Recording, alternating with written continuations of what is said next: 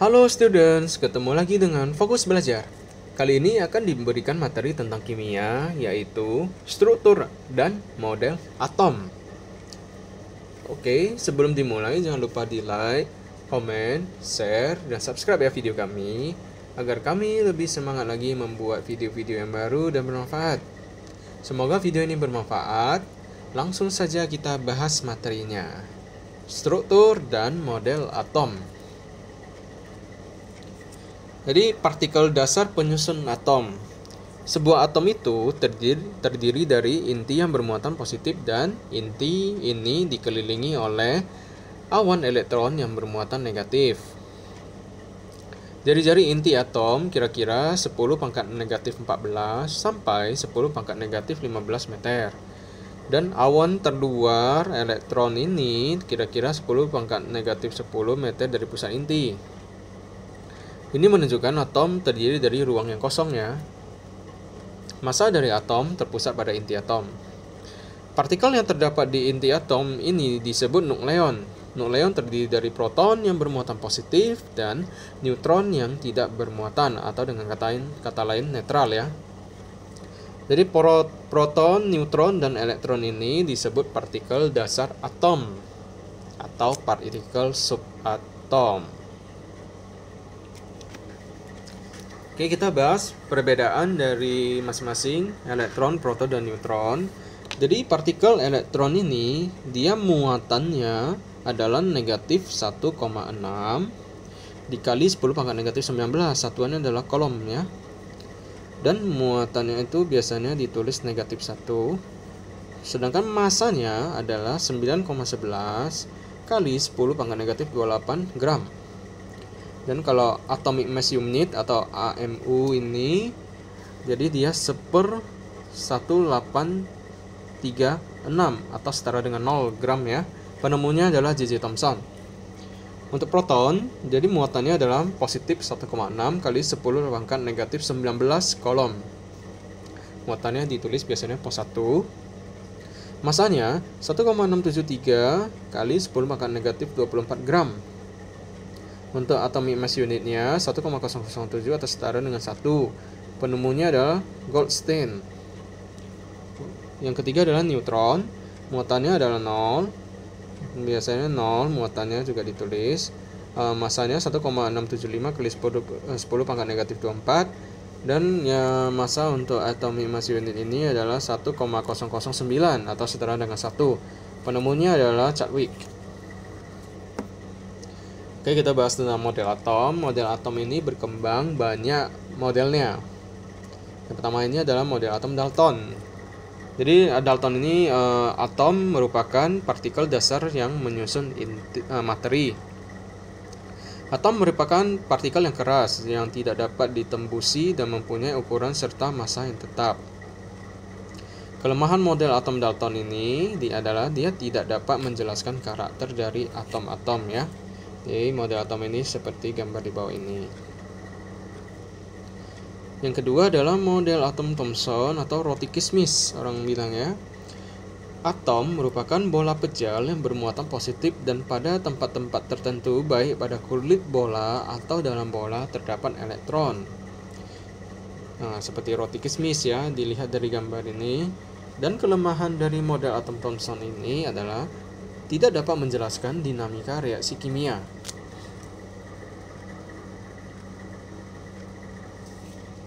Model atom Rutherford yang selanjutnya, atom merupakan rongga hampa yang terdiri dari inti yang sangat kecil dan rapat, di mana massa atom dan muatan positifnya dipusatkan, sedangkan elektron beredar mengelilingi inti, ya seperti gambar ini ya. Yang kedua ini, elektron beredar dengan kecepatan tinggi. Dengan demikian, gaya sentrifugalnya dapat mengimbangi gaya tarik inti. Inti yang bermuatan positif karena mengandung proton. Karena atom bersifat netral, maka jumlah proton dalam inti sama dengan jumlah elektron mengelilingi inti. Jadi kelemahan dari model atom Rutherford ini adalah tidak dapat menjelaskan mengapa elektron yang mengelilingi inti tidak masuk ke dalam inti. Karena menurut teori Maxwell, Suatu partikel bermuatan yang bergerak menurut lintasan lengkung akan kehilangan energi dalam bentuk radiasi. Jadi elektron yang berputar mengelilingi inti juga akan kehilangan energi secara kontinu ya.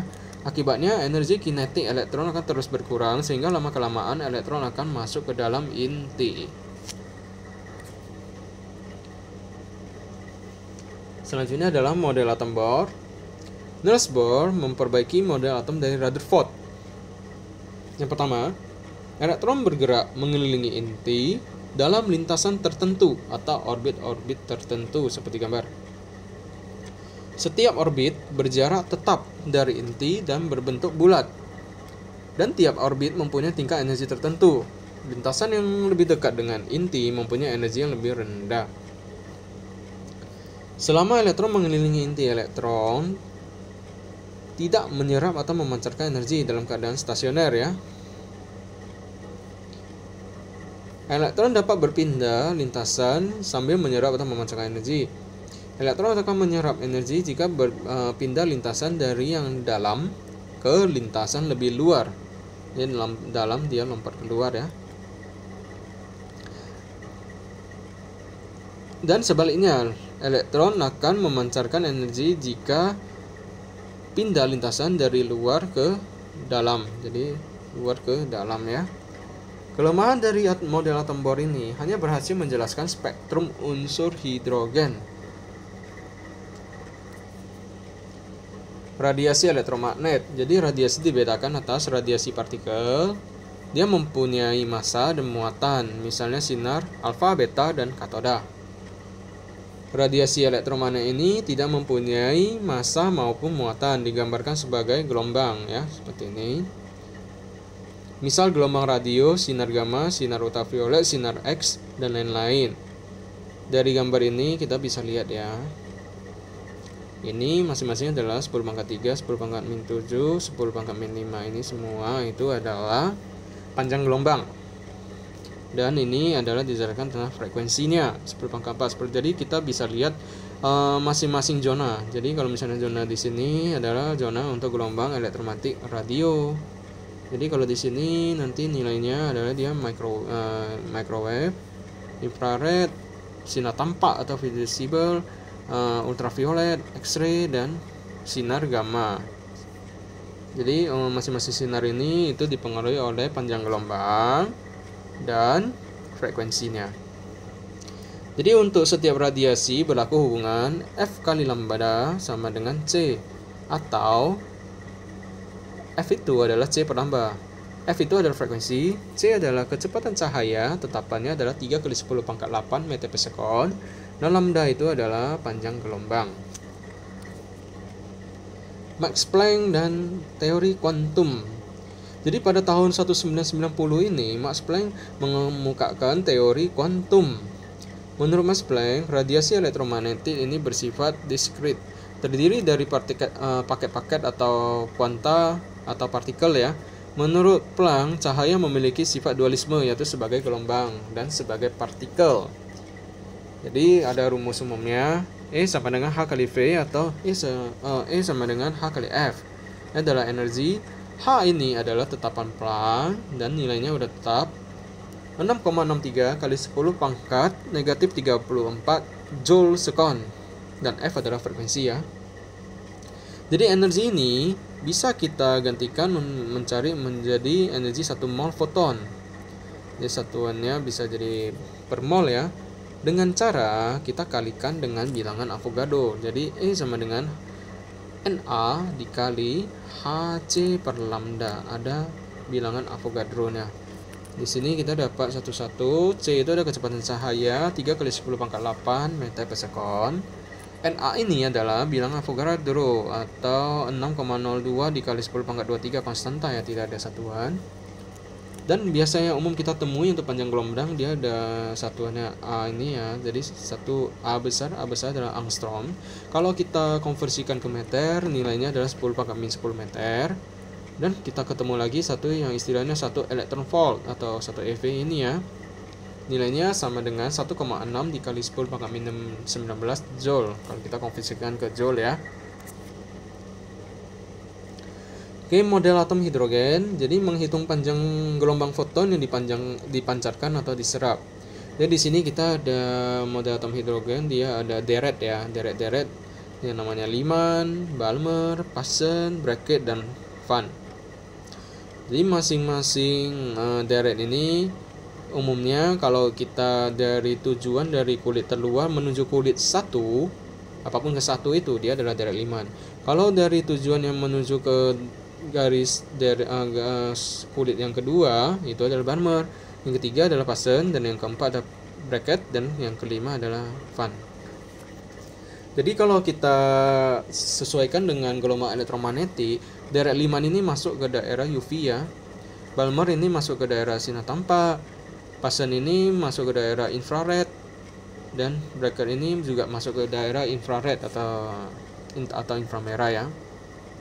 Dari model atom hidrogen ini kita dapat menurunkan rumus untuk mencari energi ya. Delta E ini adalah RH dikali 1 per NI kuadrat dikurang 1 per NF kuadrat. Ini rumus umumnya. Apa itu E? Itu adalah energinya RH. RH itu adalah tetapan Rydberg.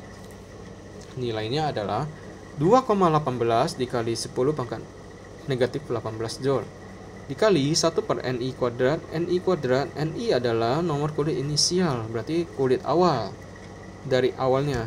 NF itu adalah nomor kulit final, jadi dia adalah terakhirnya, berarti contoh dari kulit 1 ke 2. Berarti NI adalah 1, itu adalah awalnya, dan 2 itu adalah NF atau kulit finalnya.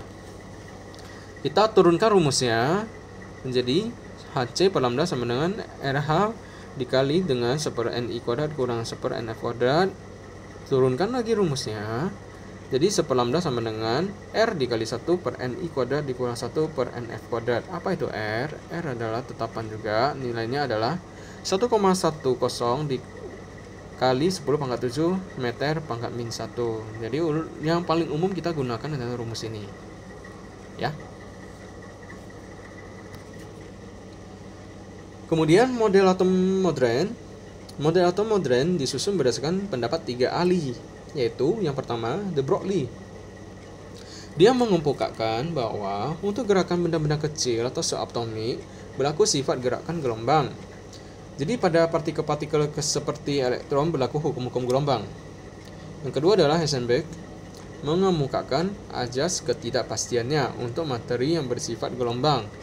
Tidak mungkin dapat ditentukan kecepatan dan posisinya secara tepat pada waktu yang bersamaan. Bila kita hendak menentukan kecepatan dengan tepat, maka kedudukannya tidak dapat ditentukan dengan tepat. Jadi, elektron-elektron mengelilingi inti, jaraknya dari inti hanya dapat ditentukan dengan kemungkinan saja, probability ya. Schrödinger, elektron-elektron yang mengelilingi inti terdapat di dalam suatu orbital. Jadi orbital ini adalah daerah di sekitar di mana suatu elektron dengan energi tertentu dapat ditemukan dengan kemungkinan terbesar. Orbital dapat digambarkan sebagai awan elektron ya, yaitu bentuk-bentuk ruang di mana suatu elektron kemungkinan ditemukan.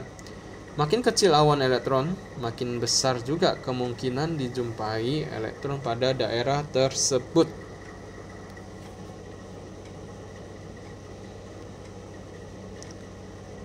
Oke, semoga bermanfaat materi dari kami hari ini. Jangan lupa di like, komen, share, dan subscribe ya video kami students, agar kami lebih semangat lagi membuat video-video yang baru dan bermanfaat. Jangan lupa juga tekan loncengnya supaya dapat notifikasi terbaru dari kami biar gak ketinggalan. Sampai ketemu lagi di episode selanjutnya. Semoga bermanfaat materi dari hari ini ya, yang telah membahas lengkap tentang struktur dan model atom. Jadi dari model atom ini kita bisa melihat segala kayak sejarah-sejarah yang berkembang dari model atom, Dalton sampai ke yang modern ini. Dan kita mendapatkan rumus umum dari atom hidrogen. Ya, sampai ketemu lagi di episode selanjutnya. Salam fokus.